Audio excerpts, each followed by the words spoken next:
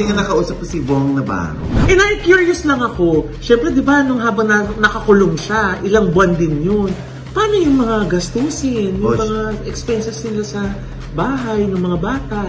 Sino itong artista na taga-ABS-CBN na gustong lumipat sa GMA pero hinarang? Hinarang sa GMA? Oo. So hindi natuloy? Hindi natuloy te. Ang ending, di ba merong isang artista na Chumuchu kay Kim Chu na lumipat ka na rito, dito ka na rin dito sa amin. Ganyan. Ang tagal ng interview ni Karen Davila dito kay Julia Barreto. Pero nakakaloka. Loy, patitira ka. I don't talk to. Because your mouth is full.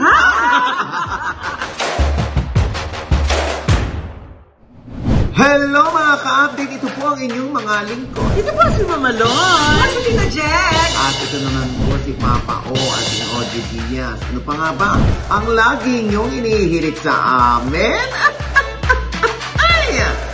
Chika mo na! Dali! Oy, Nay! Ako, matapos dalawin ng mga street boys, itong si Vong Navarro, maigting pa rin ang tanong ng mga netizens. Kung babalik na daw ba ng Showtime si Papa Vong? Ayun na nga, Lloyda. Alam mo naman si Vong, ang mga bisita niya lately, yung mga miyembro ng Street Boys. Yes! Kasi dito niya natagpuan talaga na yung kaibigan niya mula noon hanggang ngayon hindi nagbabago at andyan pa rin, solid pa rin ang Street Boys. Siyempre, si Direk Chito Ronyo ay dumadalaw din sa kanya. Oo, ayan, may mga pictures tayo. Dunukot natin kay Dennis sa hapon. Si Dennis na choreographer ng Street Boys. Oo, ayan. So, lagi sila nagbabanding-banding. Kung ba nga sinasama nila si Vong para kahit pansamantala or kahit paano ay makalimot. Yes. Oo, sa kanyang sabi nating trauma sa loob ng kulungan. Di ba? At yung tungkol sa pagbabalik sa It's Showtime, nasabi nga ni Vice Ganda na madalas itanong sa kanya kung kailan babalik si Vong Navarro. Oo, babalik naman po, baka siguro next year. Kasi January 4 ay birthday ni Vong Navarro. Ay, magkasunod kayo? Yes, January 2 ako, si Bayani, January 3, si Liza Soberano, si Direk Lino Cayetano, at si Vong Navarro, January 4. Tapos si Ate Shawi. Si Ate Shawi, January 6. Ang dami. Diba? Ganyan mga Capricorn, nagkakaalaman. At syempre, ayan. So, pinananabikan ang pagbabalik ni Vong at syempre, manonotice din natin, wala si Vong sa Christmas special ng ABS-CBN. Oo, kasi nga nakausap ko si Vong Navarro. Ganon? Ayaw mo ba? Gusto. Anong chika? Hindi nga. Hindi pa muna siya babalik sa It's Showtime. Pero babalik din siya. Pero sa ngayon, ini-enjoy niya nga muna yung kanyang mag-iina. Katulad yung mga anak niya, di ba? Na, alam mo yon, medyo dinapuan din ng anxiety, ng depression, mula nung ang kanilang ama ay nakulong. Kaya ngayon, ini-enjoy ng bonggang-bongga ni Vong yung kanyang mag-iina, lalo na yung kanyang mga kids.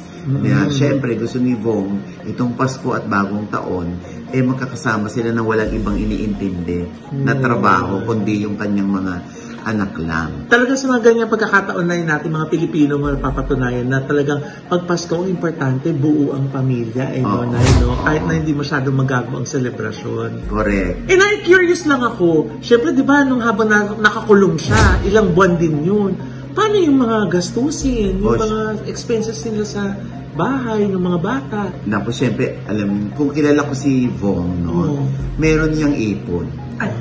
May ipon siya. Oo naman. Kasi syempre, pag nag-artista ka, hindi yung araw-araw gastos ka ng gastos, hindi ka marunong mag-ipon or mag-save. Yun. Hindi, baka pwede namang pasabi sa kanya. Na? Ang buna naman ako ng ipon niya. Nag-chika siya ng ipon. Nakakaloka. Nakulong na nga yung tao. Hindi. Ano ka ba naman, Jegs? Nakakaloka ka. Malay mo, padalang kanya. Ano yan? Ng solicitation letter. Baliktad. Ako nga. may pera sa totoo lang. Siyempre naman, mauubos din yan dahil hindi nga siya nag-work at nandun siya, di ba? Siyempre, gastos pa sa abogado. Puro palabas ang pera. Puro palabas ang pera. Kaya siyempre, meron din namang pagkakataon na kailangan niyang magbawas ng kanyang mga properties, ng kanyang mga, kung ano yung mga belongings niya, na mahalaga sa kanya. Normal naman siguro yun, lalo na't meron kang tinutustusan na emergency o yung kasong ipinaglalaban mo. Siyempre, kailangan mo bayad din naman ng mga abogado, no? So, Nay, nag-liquidate siya ng ibang properties niya? Wala kakayahan mo kung wala naman siyang ililiquidate, gusto niya mag-liquidate. Di ba? Meron din naman. May mga ganyan naman din. At normal yan, ano pa? Nakakaya naman nung wala kang ipon, di nanghingi ka ng nanghingi. At least may ipon. Di ba? Pero syempre, hayaan muna natin si Vong na i-enjoy ang kanyang mag-iina. Okay? Lalo na ngayong Pasko, bagong taon, birthday niya. Di ba? Oh, anyway, ito na. Ano bang, and speaking of, it's showtime. Yes, Nay. Oo. Ano ba ang drama nitong kay Kim Chiu? Ay, hindi, Nay, kasi nga na nakaraang ABS-CBN special.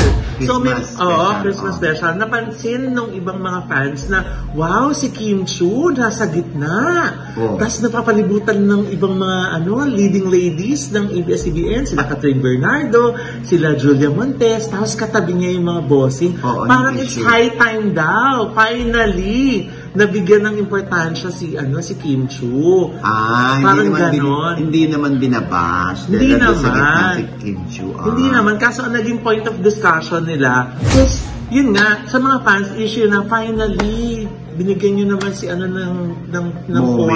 moment.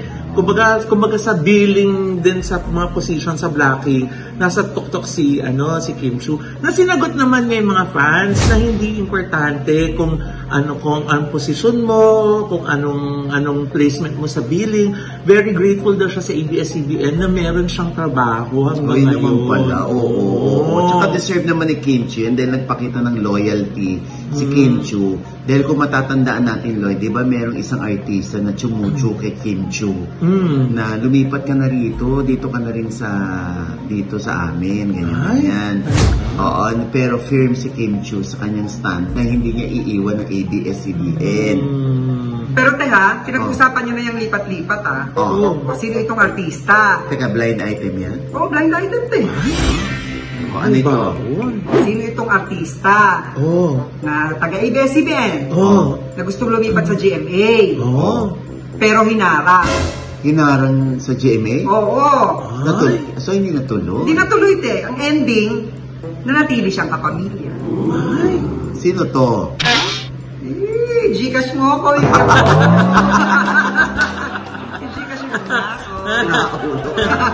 Anyways, hindi may mga ganyan naman, di ba? Na papahiwatig ng paglipat sa kabila, pero nagpapataas lang pala ng presyo.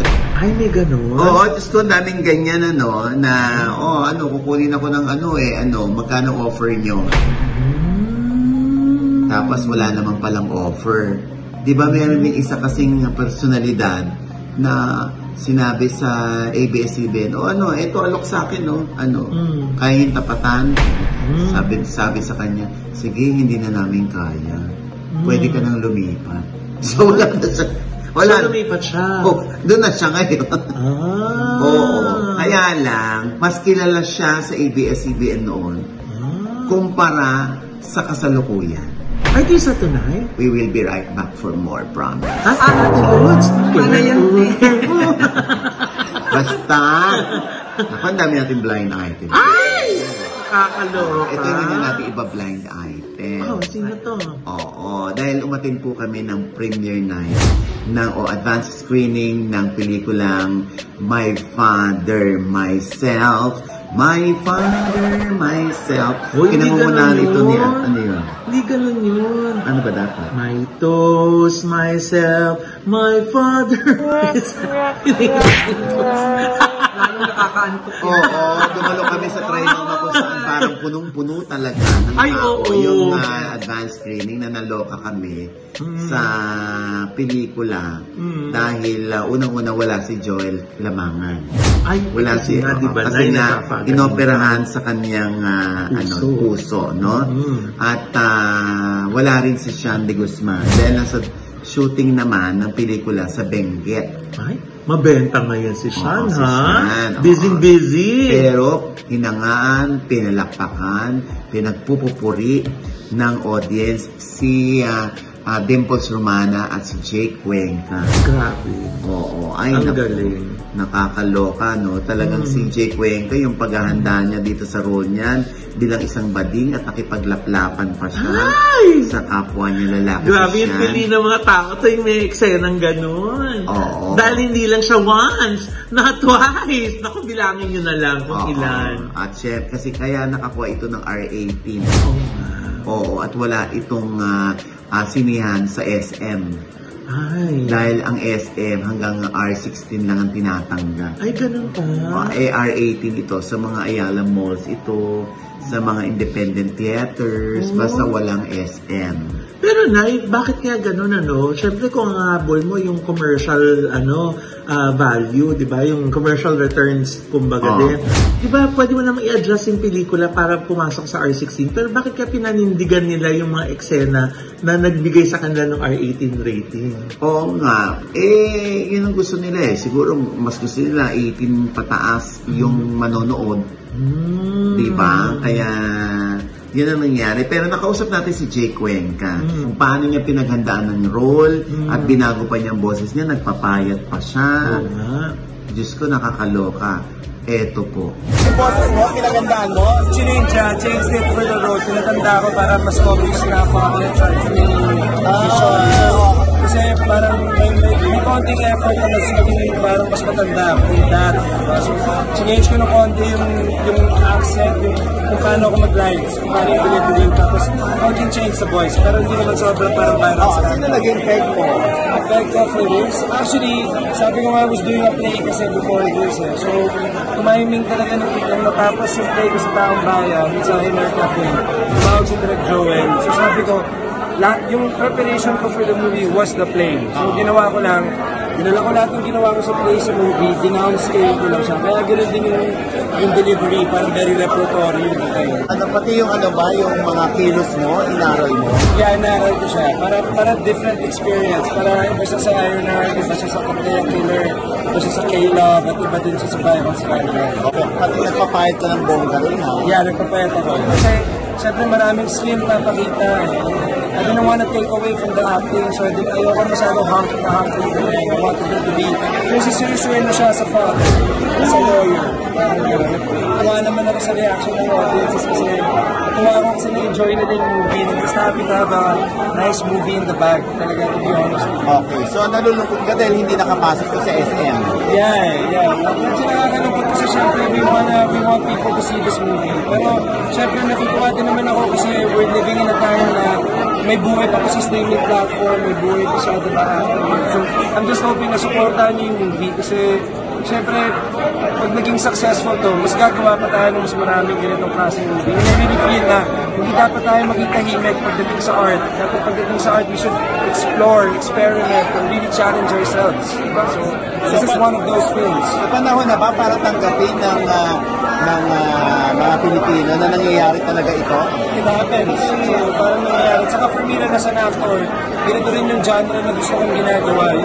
Siyempre, hinahanap ko ng mga role yung ganito, nakaka-challenge. Like, I want something that I get out of bed at 5 in the morning doing repetitions and studying my script. Ito yung type of movie na ganong klaseng challenge. Yung tipong pinakabahan ako papunta sa setup. Yun talaga naramdaman ko. Even nung pinapanood na ng mga tao yung movie, I was so nervous. Hindi ko alam kung ano yung magiging reaction ng tao. Pero kanina umagod din ako sa upuan ko eh. Niyakap ako ni Vince, niyakap ako ni Vince. Ba't siya humagod? Very personal sa akin yung last scene na yun. Very, very personal. So, galing talaga sa puso yun eh. Alam niyo yun, Saka nung nakikita ko, naalala ko yung preparation ko for the scene. Inaalala ko ng mga moments right before ko gawin yung scene. So, kanina nung nakita ko pa lang lumabas ako sa kotse papunta doon, magulgul na ako kanina kasi it was a very, very personal scene. Kaya mo laban mo as actor? And you know, I'm praying, diba? Inamin ko naman na inaasam ko po yan, diba? Inaasam ko siya, pero so many times I've come so close, as hindi nangyari, pero no expectations.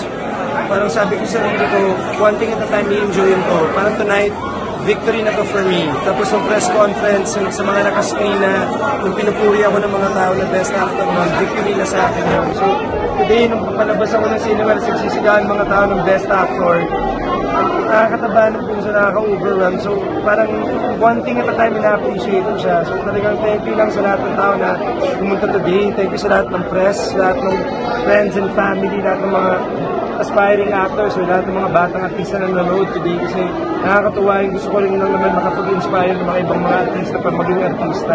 Ayan ang sinabi ni Jake. Oo. At nakakaloka ito. Oh. Oo, si Dimples Romana. Oh. Umiyak pala that time habang nanonood o pinanonood ni Dimples yung pelikula, umiyak siya. Pero, syempre, hayop, palakpakan ng mga tao kay Dimples Romana. Bakit ba siya pinalakpakan? Eto. Si Dimples, no? Ang husay-husay niya sa My Father, Myself. Oo. Ayan, syempre, Dimples, yung mata mo palang nung nanonood kami, mata mo parang nanggigigil yung mata mo, pero kinikimkim mo. Oo. So, paano mo pinaghandaan yung papel mo? Wala na. Si Direk Joel naman magaling talaga sa ganyan. Siyempre, laki Direk Joel talaga. Oo. So, kung laking Joel ka, ano yung mga nagawang pelikula dati? Pakyaw ako. Ay, naku, ikaw. Pakyaw. Hindi ko napanood, no? Hindi. Ako pa ba, magsisinungaling. Hindi ko napanood yun. Anyway, congratulations, Dimples. Feeling ko, ito palang napapanood ko sa paper. Feeling ko, kukunin mo na yung yung award. Yes!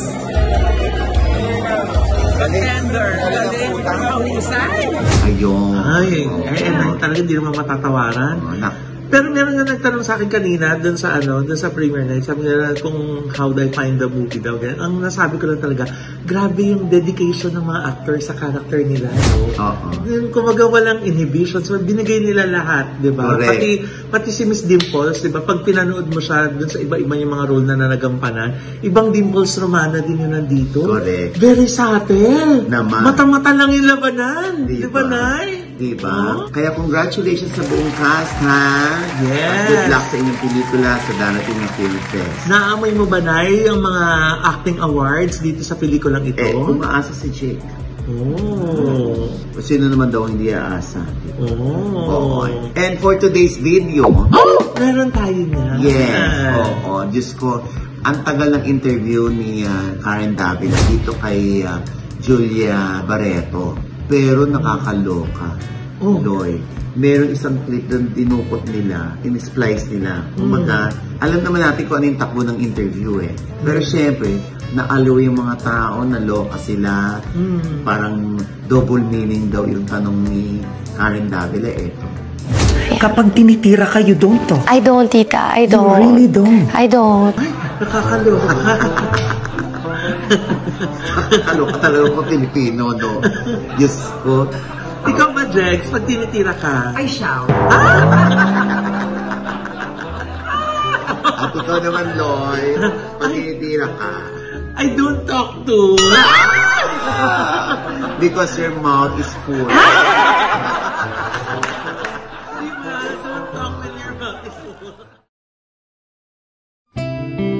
Ihinto muna natin ating pagtatawanan dahil yung pagpupursige ni Andrew Schimmer na madugtungan ng buhay ng asawang si Joe Rovero ay may malungkot ngang balita. Sumakabilang buhay din ito noong hapon ng December 20, 2022.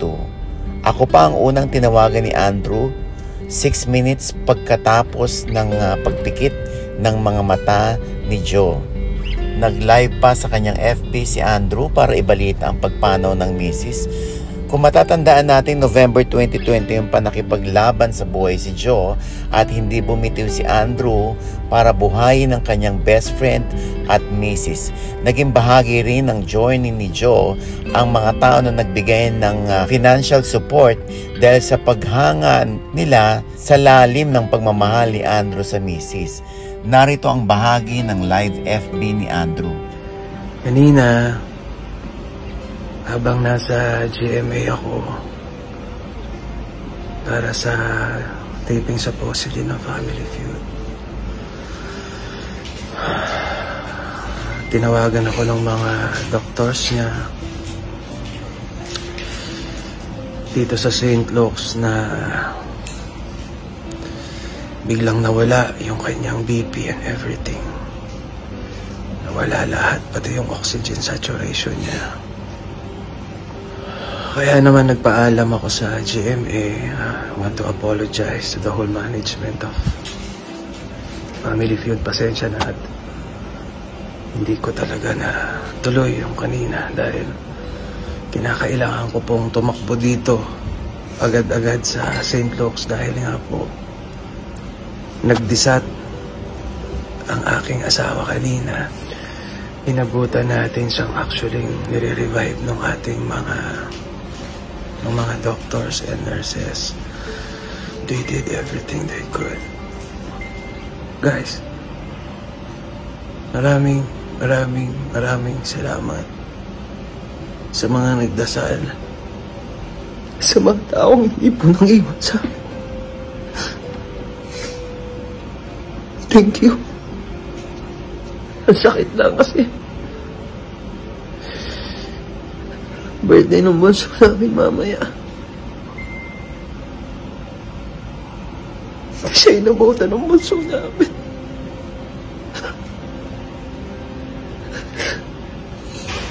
So,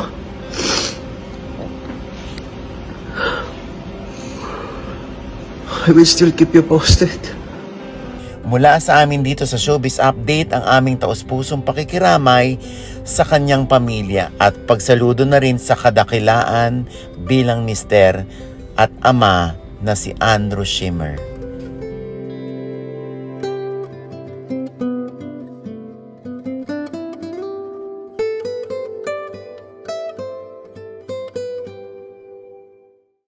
And with that, mga kaibigan, ito po ang inyong mga lingkod. Ito ba si Mama Loy? Naku, kung di pa mo namin kayo subscriber, sana naman po mag-subscribe na kayo. I-click niyo po yung subscribe button, nandyan po sa ibaba. At kung naibigan niyo po ang aming episode niyo at meron kayong komento sa lahat ng aming chika, i-comment niyo na po yan below. I-click niyo rin po ang like button at huwag pong kalimutan i-click ang notification bell. Dahil pag hindi kayong unang manonotify na meron kami latest update. At syempre pa, ang kanya-kanya naming channel. Yes, sana mag-subscribe din po kayo sa channel ko. That's Mama Loy. M-A-M-A-L-O-I. Naku, Nay, nandyan naman po yung behind the scenes ng aking guesting sa Tropang LOL. Ayan. So, kung gusto niyo malaman, hindi ko napanood kung magkano yung napanalunan ko.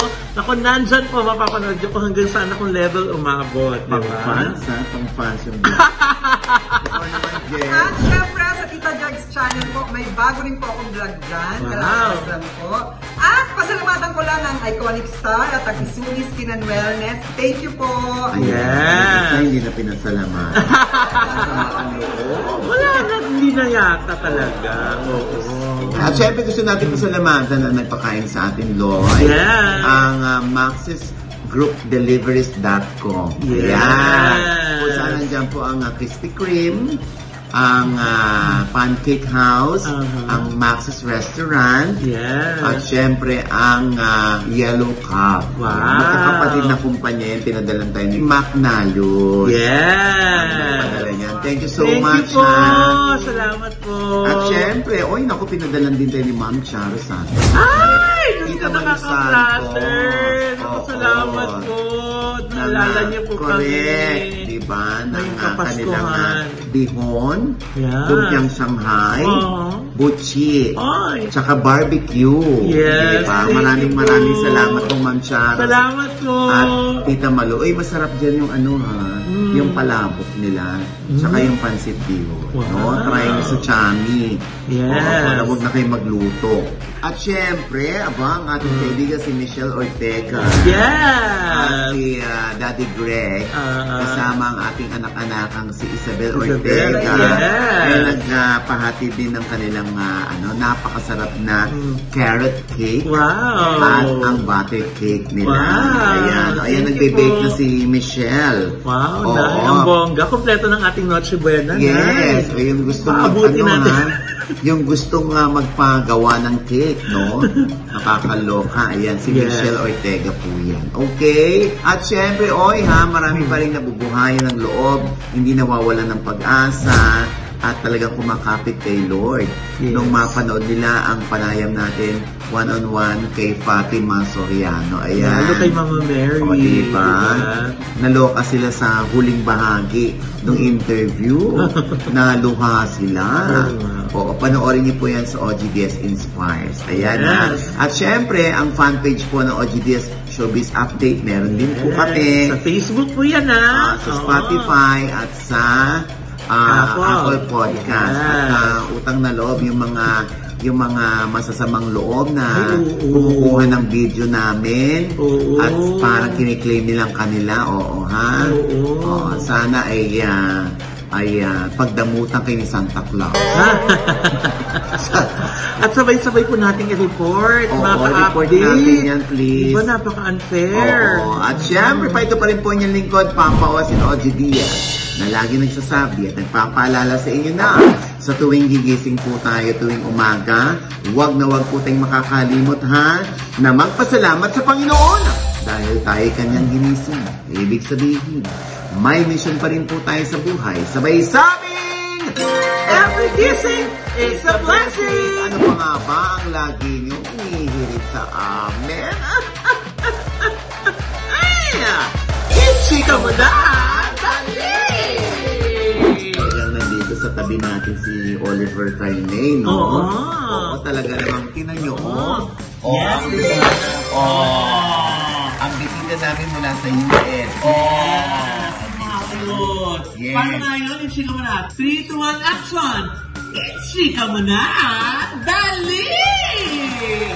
Wala nang boses ang lola nyo. Ay, pero sige, blind item mo siya. Yung gustong lumipat doon, hindi nagkaroon ng chance, kaya nanatili sa ABS. Kilala mo? Kilala ko din. Gcash nyo ko talaga. Para malaman. Walang clue? Talagang kailangan may lagay. Sino kaya yun? Ano kaya ang lagay ng panahon? Pag nalaman niyang chinika mo yun. Hindi ka na itong dirty,